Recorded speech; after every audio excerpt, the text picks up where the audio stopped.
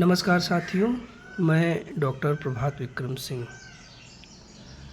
पिछले कई दिनों से लगातार अखबार के माध्यम से पढ़ कर के यह निष्कर्ष निकाल पा रहा हूँ कि इस वर्ष किसानों को लगातार अपने खेतों में धान के खेतों में डालने के लिए यूरिया की अनुपलब्धता एक बड़ी समस्या बन कर के उभरी है किसानों के लिए। ये बड़ी ही विडंबना है कि हिंदुस्तान भारत किसानों का देश है, फिर भी किसानों को अपने खेती के संसाधन उपलब्ध कराने में, प्राप्त करने में भारी समस्याओं का सामना करना पड़ता है, जो कि बेहद ही दुखद है। जबकि सरकारों को यह चाहिए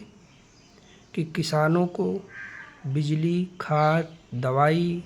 बीज इन सब की प्रचुर मात्रा में उपलब्धता हो।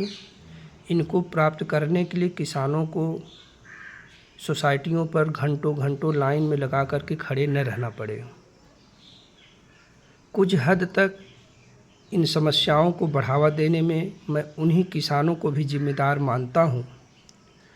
जो किसान चुनाव आने पर, चाहे वह लोकसभा का चुनाव हो चाहे विधानसभा का चुनाव हो, वे अपना चुनाव, अपना नेता किसान बन के चुनने के बजाय अपनी जाति, धर्म, संप्रदाय, मजहब और पार्टी के हिसाब से अपना नेता चुनते हैं। और जीतने के बाद वे नेता कभी भी किसानों की समस्याओं पर अपना ध्यान नहीं देते हैं। जबकि किसानों को यह चाहिए कि वे एक साथ संगठित होकर के अपनी मूलभूत समस्याओं के लिए अपने नेता से सवाल करें, उनसे हस्तक्षेप की मांग करें। अगर सारे किसान एकजुट होकर के अपने चुने हुए रहबर से, अपने चुने हुए नेता से अपनी समस्याओं को अवगत कराएं और उनकी जिम्मेदारी तय करें। नेताओं को भी यह लगना चाहिए कि अगर वे आपकी समस्याओं पर ध्यान नहीं देंगे तो अगली बरस चुनाव में आप जाति, धर्म, संप्रदाय के ऊपर उठ कर के एक किसान हो कर के अपना नेता चुनने का काम करेंगे, वर्तमान नेता को बदलने का काम करेंगे। ये हमारे सभी किसान भाइयों को सोचने, विचार करने की आवश्यकता है कि आखिर क्या बात है कि डीजल पेट्रोल